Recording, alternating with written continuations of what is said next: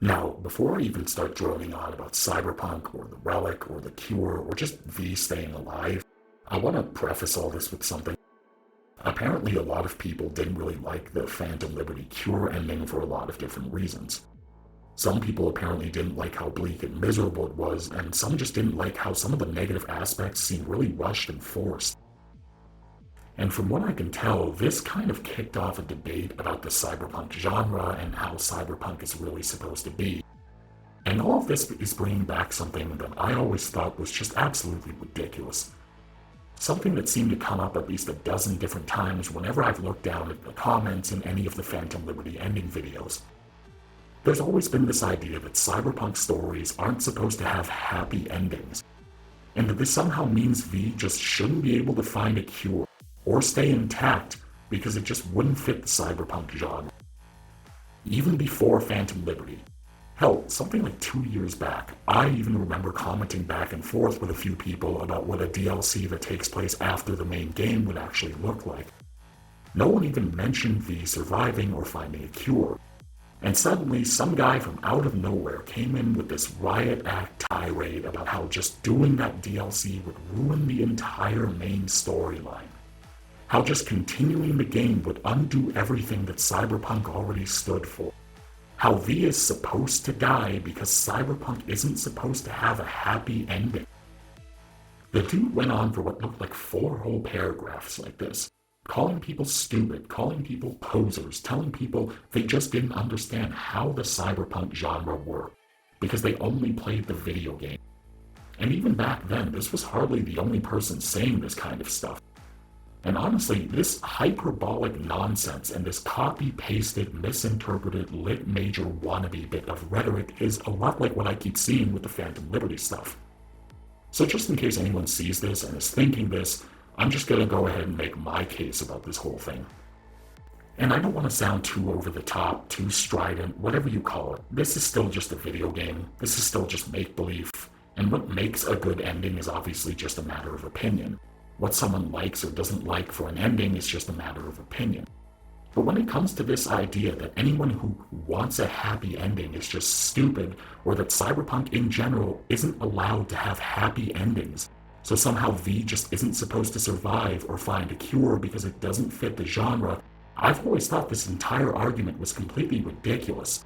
Because this entire premise is absolutely lopsided and wrong in almost every way you can think of. It's based on this completely twisted and distorted notion of a happy ending. This ridiculous, overreactive presupposition that anything that ends positively is suddenly some sort of stereotypical, cliche, trope-styled happy ending. And that idea is just nonsense. Because even if V found a cure, how could any of the endings that even give V a chance to stay alive at all ever really be happy endings? I'm obviously ignoring the Arasaka ending and the Phantom Liberty Cure ending because those are clearly marked with tragedy. But V only lives and stays intact in the Nomad ending and the Night City Legend endings. And the only way to get these endings is for V to completely turn their backs on Johnny and let him die when they get to Mikoshi. Or to watch Johnny give up his own life, just to buy V what they both think is another 6 months. Alt specifically tells us Johnny would have had a full life, whereas V only has half a year in their current state. And the only way to become a nomad or a legend is for V to hear this, stand up, and abandon Johnny knowing this just to enjoy what might be just half a year as a nomad or as NC's best mercenary. Or if Johnny was in control, then watching Johnny give up any hope he had for a second chance and a better life, just for half a year as Night City's biggest badass. This is easily one of the saddest, most profound scenes in the game. Johnny was the one person who was probably closer to V than anyone ever before, in ways no one else can understand, even if they didn't like each other. And these endings are only made possible by taking a second chance away from him and letting him die. And remember, this is only supposed to be maybe a month after Jackie and T-Bug both died right in front of V. V's whole team and everything they all dreamed about doing completely gone. Everything that happens in the main storyline only happens because of this and builds off of this. Off of V's only friend at the time slotting the relic into V's head and bleeding to death holding V's hand, just before he ever got to make it to the big leagues and see his dreams. telling V to keep the dream alive for the both of them, completely alone. And these are hardly the only people who die before V could get to these points. If you choose the Nomad ending, then Bob, Teddy, and Saul, along with countless other Nomads, all end up dying. Bob and Teddy were friends of V, and Saul fights side by side with V to get to Mikoshi, even though the whole situation is terrible for the Aldecalos and puts him in a terrible spot. Just the raid leading up to Mikoshi kills Teddy, then Bob, and most likely dozens of other Aldecalos fighting in the raid, because the main four tell V that most don't have the combat experience. And Saul literally gets his head caved in by Adam Smasher, the most experienced leader they have, dead, just to get V to Mikoshi. The same thing goes for Rogue in the Legend ending if you let Johnny take over. She spent 50 years building a new life for herself and probably her son, and Johnny just shows up and guilts her into storming Arasaka all over again. And this time Adam Smasher stabs her through the heart and kills her, all just so V can stay alive and be Night City's greatest cool guy. In fact, the Nomad and the Legend endings end up killing what has to be well over 100 people. All of these endings force V to plug Alt into Arasaka Tower, and Alt uploads a virus that ends up killing just about everyone who happens to be connected to their network. This is even commented on in the game if you go in with Panam and Saul. Most of these people are non-combatants, innocent people minding their own business or just going to work somewhere in the building or far off site somewhere else. And this is mentioned in the game and then just brushed over, but Alt ended up killing Hanako Arasaka with this virus. Not only was Hanako not a threat and not even doing anything, but she's supposed to be one of the most powerful women in the world. And Yorinobu Arasaka swears that anyone involved will be found and punished. This means that even if V found a cure, Arasaka, which is supposed to be more powerful than most governments in Cyberpunk, would eventually start hunting V for the rest of their life, along with Panam and the Nomads if they were involved. And not the half-ass they thought V killed Saburo but never went looking because Yorinobu secretly killed him that we got during the game. Hanako, who's the closest thing to someone Yorinobu actually loves, is dead, and he blames the people who stormed the tower, and he'll hunt them with the full resources of Arasaka until the day they die. And on top of all this, in every ending of the game, the life that V was fighting so hard to hang on to actually ends completely. For the entire game, V had this whole dream of beating Night City at its own game, of making a name in it, of beating all the hurdles it threw their way and getting to the top of it. And the whole time V's dying, V meets a lot of new people they end up caring about, people who are close to V and who miss V. But in every single ending to the game, Night City and almost everyone V cares about are all left behind, and V just disappeared. It's obviously ambiguous what this means, but every ending, including the Legend ending, has all these people calling V and saying that they flat out disappeared, and they never speak to them again. So even if V becomes a legend and lives, they can't even enjoy it, and they lose everything else that mattered to them while they were chasing that dream. So with all of this in mind, even if V found a cure after the Crystal Palace or with Panam, how would that really be a happy ending? There is no way all of this would ever make for a happy ending, even if V was cured and lived as a nomad for the rest of their lives. This would just be a silver lining and a positive outcome bought and paid for with 100 different tragedies. Which is another reason why I think that whole idea that happy endings are wrong in Cyberpunk is frankly just asinine. Endings in pretty much any genre don't have to just be happy or sad. There are usually positive and negative aspects to them. There are plenty of positive outcomes that still aren't necessarily trope-perfect happy ending. And to say that those don't work in Cyberpunk is nonsense. And even if someone still says that this is a happy ending and that it's wrong for the genre, that's just nonsense. Because there are countless Cyberpunk books, movies, and short stories that predate this game by decades that all helped build up the Cyberpunk genre and that all have endings that are just like or even more positive than this would be.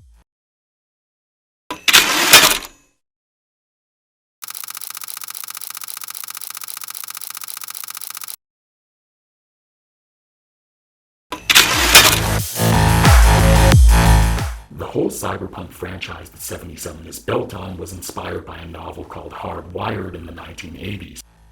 That was a book where both the main characters were mercenaries who were betrayed by their employers and hunted down by the megacorporation they were hired to sabotage. They get betrayed and chased and manipulated almost everywhere they go. and most of their friends die when they try and fight Temple Pharmaceuticals. But in the end, both main characters are alive and richer than they ever could have imagined. They momentarily cripple an entire megacorporation, and one of their friends is brought back from the dead as that company's new CEO. Neuromancer was the book that arguably defined most of the modern cyberpunk genre. And in that book, the main character is a cyberspace hacker whose nervous system was poisoned so that he couldn't access the Matrix anymore. And that whole book is built on him wanting a cure and risking his life recklessly just to get it. And Case spends pretty much the entire story being extorted, lied to, manipulated. And the entire time he's hopelessly outmatched by much larger, much more powerful forces. But the ending of that novel is Case defying the odds, curing his damaged nervous system, and going right back to his hacker career for the rest of his life, exactly like he dreamed of. Consequences be damned. Even Ghost in the Shell, which for a lot of people is the most recognizable cyberpunk classic, ended on a very positive note for the main character. In fact, it's arguable Motoko Kusanagi probably has the closest thing to a happy ending out of all of these characters. And someone watching this could be shaking their head because yeah, barely anything in their world really changes. All the corruption in the government just gets completely covered up. Kusanagi almost dies, and she ends up losing a big part of her identity because she merges her consciousness with an alien-like AI and ends up leaving her old life behind. But the entire movie portrays all of this from Kusanagi's point of view. And for most of the movie, she's miserable with the fact that she's a human consciousness trapped in a metal cyber body, that she'll never be able to age and grow like other people, that she'll never be able to reproduce, and that on some level she's almost an indentured servant who can never really leave government service. Because quitting would mean that enhanced and capable cyber body gets taken back by the government that technically owns it, essentially crippling her and taking away most of what's become part of her identity. So in her situation, doing this was actually a chance for her to get everything she wanted. She chooses to combine with a puppet master to evolve her consciousness, and she ends up creating a new personality who's a merge between herself and the puppet master, who walks right out the door and disappears at the end of the movie. So from her perspective and in her situation, she got everything she could have ever hoped for, all without any of her friends dying, all completely of her own free will. All of these are stories with some pretty negative twists to them, but the overall endings are still very positive. And these are just the stories that were the most relevant, but there are plenty of other examples that were pretty major to the genre long before 77 even existed. Movies like Strange Days, Escape from New York, and both the William Gibson short story and the movie Johnny Mnemonic all had happy endings that were far less tragic and far more positive. So saying that V finding a cure and just living happily is wrong for the genre is just ridiculous. But even if someone's not convinced, even if you tell me you just choose to ignore all of this and believe that V being happy is wrong, the discussion itself would still actually be moot anyways. Because how is any of this different from what's already in the game with the other characters? Even if this was wrong for the genre, the fact is that so many of the important characters in this game can already get some very positive, very happy endings that would be just like V finding a cure and staying intact. In fact, unless the player straight up abandons or tries to fail most of the side contact, which most players never do, most of V's friends actually do. Rogue had to accept some very bitter choices and changes, but she built herself into one of the most powerful people in Night City. And even though she ends up realizing things will never be the way they were, she finally gets closure after 50-odd years. She finally knows for sure that Johnny cared about her, and that everything she did actually mattered. Cary Urdan had to give up a lot of his ideals and dreams as a rocker boy, but in 77 he's considered one of the most successful rockers in history. And successfully finishing his quests means he finally gets to reconcile all the things that was eating away at him for decades. He also gets closure on everything that happened with Johnny, and the two of them get to part ways on very good terms. And to top things off, he gets to reconnect with his past and rekindle that fire that inspired him in the first place. He finally decides to kick the corporate leeches taking advantage of him to the curb, and his whole career goes through a renaissance that brings him a huge comeback. River Ward gets completely steamrolled by the corruption in Night City and the NCPD, but successfully finishing his quests mean that he's recognized as a hero, he leaves the NCPD, and that his family is finally reunited again. and he starts a whole new life with his sister and her kids right beside him. Panam loses a very close friend and the whole life she was trying to build in Night City, but not only does her family make peace with her and welcome her back, but they actually embrace her new ideas, her way of doing things, and her vision for their future. They end up making her a clan chief, and she finally gets to do everything she ever wanted to do with the Aldecaldos. Even Judy ultimately ends up a whole lot happier than she was. Yeah, she loses her closest friend and ends up devastated, but finishing her questline also guarantees she leaves everything that ever made her miserable behind and never looks back. Laguna Bend, going to prison, clouds, the moths, everything. She can even end up calling V and telling them she finally realized Night City itself was making her depressed and miserable. And she finally ends up leaving Night City, reuniting with her grandparents, and starting a whole new life for herself. And if V finding a cure that doesn't cripple them is too much of a happy ending despite all that tragedy, then what about Alex getting to retire or Songbird getting the cure in Phantom Liberty? All in all, there's absolutely no reason why V just isn't supposed to survive or end up happy, especially not when so many things in the game already suggested it was actually possible. And really, Phantom Liberty proves once and for all that the relic killing V isn't just set in stone. So saying that's just not allowed to happen because it's supposedly wrong for Cyberpunk isn't only incorrect, but it's putting the cart before the horse. Because the story that we had before Phantom Liberty already sets it up as a possibility.